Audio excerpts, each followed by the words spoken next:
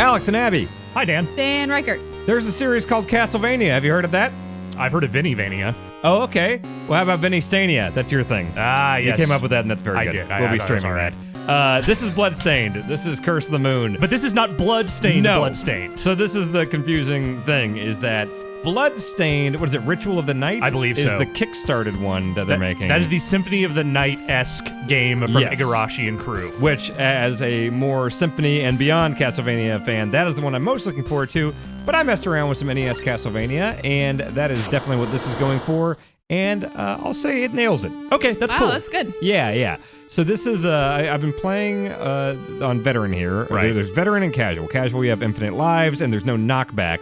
But it's not really an old Castlevania game without terrible knockback. Yes. So I like playing on Veteran, if you want to have it be like the old games. I'll start a new one here. So as you can see, I am pretty far I'm under an hour. I'm on stage 6, and based on the map, I think there might be like 8 stages. Okay, so you're nearing the end of this thing. I think so. I think this is a short game. Okay. It is, I mean, it is designed as a supplement to Yes. the main game. This is a $10 game. Right. And so far, I'm just loving this. That's cool. Yeah. I don't know what those extra modes are with the question marks there. Right, I imagine once you beat it, you will Yes. see what that is. Maybe there's like like some sort of challenge mode or something, but... Yeah, and I've seen there are some branching paths and things like that. I've seen hints of like alternate endings and so forth. So I think there will be reason to replay. But even if this was just like, a little over an hour, main quest and everything, it's really well done. The quality makes it worth it. Yes. I'll skip this just so we can get to it. Basically, dark stuff's happening. The moon is cursed.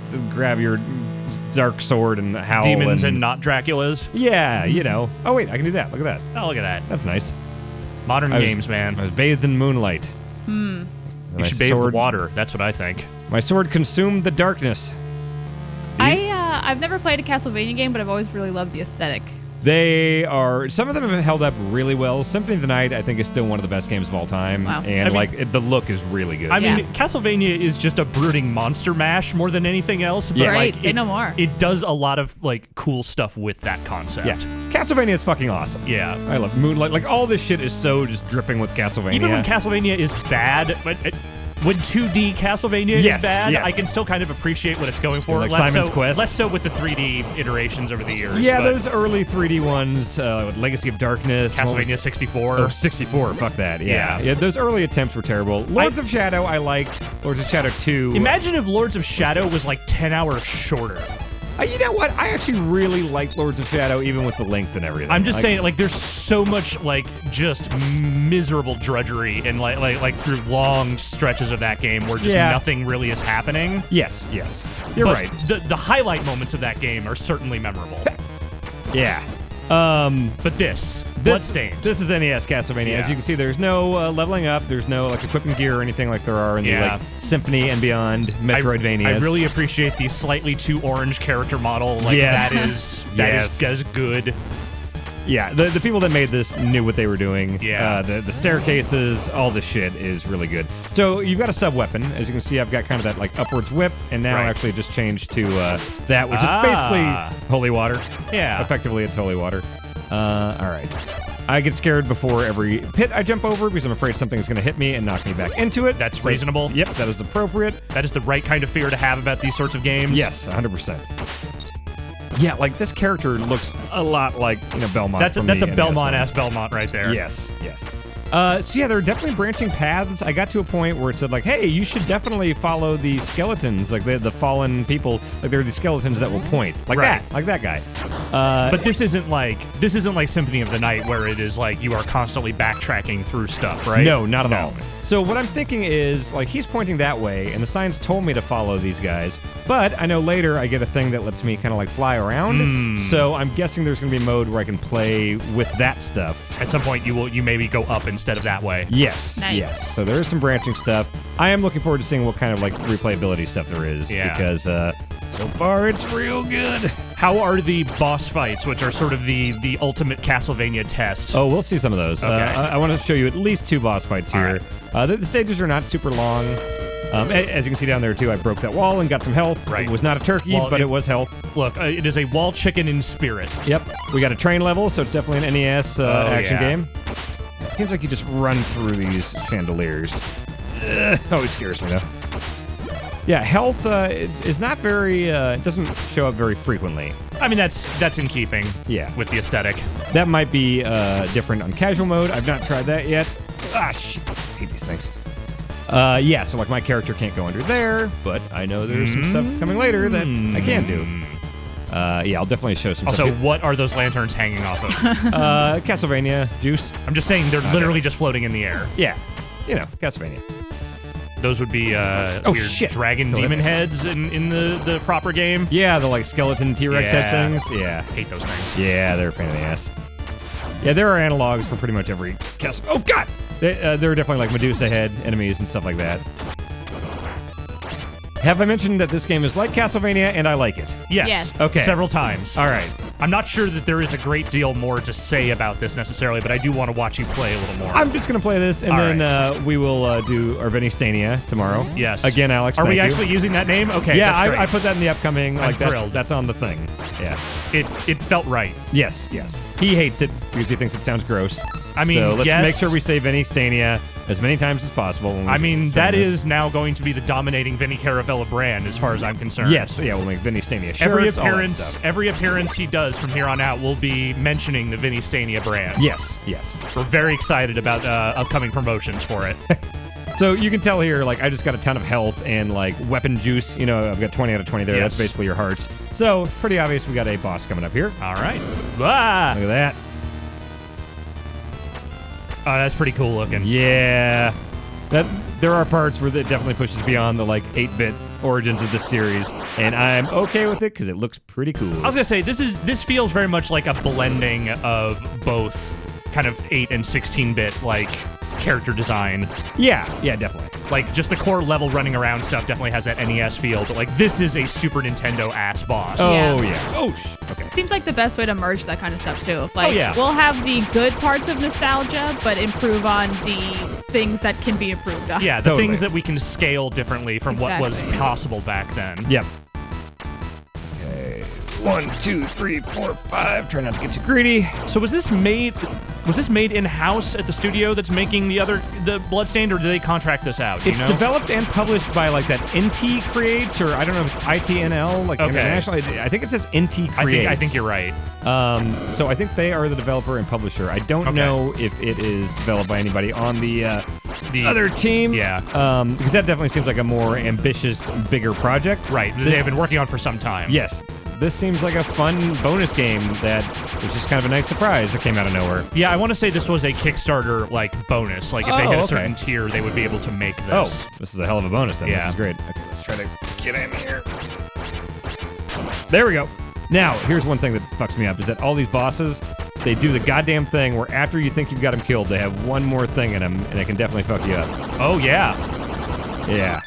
That was a straight-up nuclear blast out of that thing. Yep. But when you beat these bosses in each of these early stages, you get a cool orb. That orb is more than an orb, Alex. Oh, I don't know. Sometimes an orb is just an orb. Sometimes, not this time. Okay. Some good animations of that stuff too. Sheathing and unsheathing. That orb is a Goomba? No, it's a lady. Hi, orb lady.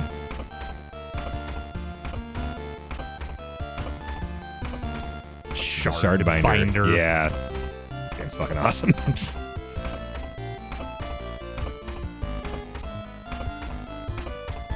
JJ Shardbinder is my favorite cop. Yeah. He's a good man. Street smarts. All right. Everyone saw that lady bit. Okay, good. I was there. Okay, so now I have Miriam. So this is an unlockable character here. Look at this Mega Man ass screen here, by the way. Yeah. Please tell me there's just a big skull-shaped castle at the end of this. It's not far. All right. So now, Frigid Hell. You get to play as her. Yeah, so you can switch back and forth. She is actually my favorite character. So that's a good whip. Yeah. I've gotten 4 characters. They all have their own like abilities. She's got the slide. She's got a high jump. She's got this cool ass thing where you throw stuff up. Is she invincible when she slides? Let's find give out. a shot. YOLO. Nope, not at all. Okay, not at all. good to know. I mean, you should not slide into crazy like blob witches. That's just generally good practice not to do that. She's great. Jumps real high. The slide thing is mainly just a traversal thing, like going through those little tiny things that your main dude can't get through. But yeah, everyone has their own sub-weapons that, like, there's a wizard guy, basically, that I got, and he can do things that, like, protect him, like protective magic, offensive magic. There's a vampire man that can turn into a bat and fly around. Yeah. Is his name Dracula backwards? I actually did look at everyone's names backwards just to make sure they weren't pulling that. No, I mean, is his name just Dracula backwards? Oh, yes. That's how they get around the whole a la carte, like, licensing thing. It's just saying his name is Dracula backwards. Dracula Michael backwards. Yes, that's his name. His Christian name. Is there, like, co-op or any kind of multiplayer with these extra characters, or no? I've not seen anything like that, no. Okay, just curious. Yeah, this seems strictly a single player. Unless, I don't know, there are some question marks under that mode thing. The fact that you can freely swap between them for each level is kind of neat. I wonder if also, like, once you beat the game, you can just do that for every character, like, starting from the beginning. I do wonder that. Like a New Game Plus thing. And also, so I went that way. Like, the skeleton's pointing that way, the arrows are there. So my first playthrough I did, I'm going to try this. I've not gone this way. So I don't know if this is tougher. I don't know if this leads to, like, different endings or different boss fights or something. Look at that pink knight. But we'll find out. He's dead. Leads to dudes with spears right now. Yeah, ooh, there we go. All right. There we go. Yeah, and just the feel of it, too. Like, it's dead on. Mm-hmm. It's, this game kind of does everything right. Yeah. It's also out on, like, everything. Yeah. It's on Switch, it's on, I think Xbox might have got delayed, but everything else, PlayStation, I think it's even on the Vita. I think it's on, like, 3DS, yeah. Yeah, I think the European 3DS was delayed. Oh, okay. But okay. Oh, there's the Medusa heads. Or the eyes, whatever they are in this. Oh, God, I've always hated them. All right. Oh, I've got these daggers. Oh, that's not gonna work at all. Those don't work on that guy. Medusa heads. Is there a reason why you're going into these haunted castles? Is there like a story reason? In Castlevania, it was to kill Dracula, fight evil. This one the seems like Belmonts were forever tied to the curse of Dracula, so they were sort of kind of obligated to continue fighting them throughout history. Yeah, sure. They're vampire hunters. That's what they do. Okay. It's what they know. Okay, so I think originally I came down those stairs up there. So now I'll go this way. Is it hard to run in the water? Oh, I don't have anything that goes up. It's weird. It's not that bad. God damn it. Okay, this is good. Okay, this is literally a scene I remember from, I think, Castlevania 3. Like, yeah. This sequence, those weird jumping frog enemies. Was it a bunch of mermen before? I think so, yeah. Let's get holy water. Oh, okay, gotta go up this way. Might have been Castlevania 3, might have been Rondo. I can't remember which one had this, but I remember Vinny hating this part a lot. Yeah, water stuff is kind of a pain in the ass. Especially when we have to go against it, and there's enemies in there. Yep. All right, that should be it for them. Maybe this isn't... oh, this is a different spot. Okay, I definitely have not been here before. Okay. Dan, what's your favorite Castlevania? Symphony. Yeah, I fair. really like all the ones that came after, too. The Game Boy Advance ones, the 3DS ones. I thought they were all great. Aria, what's the third? I've never touched the handheld ones Okay, myself. they're very good. They're definitely in the Symphony mold. Actually, I might have played one of the GBA ones, but I don't think I got super far into it. The GBA ones, I think, kept getting better. Yeah. I remember Circle of the Moon was so dark. It was good, though. Then there's something... Harmony of Dissonance was good, and then Aria of Sorrow, I think, was my favorite one. And then some of the early DS ones kind of try to like shoehorn some touchscreen stuff in there. Yeah. It was never that bad, but they definitely, like, as they went on, got better about that. Order of Ecclesia was very good. I feel like of all the ones I watched Vinny play, like Rondo was my favorite to watch.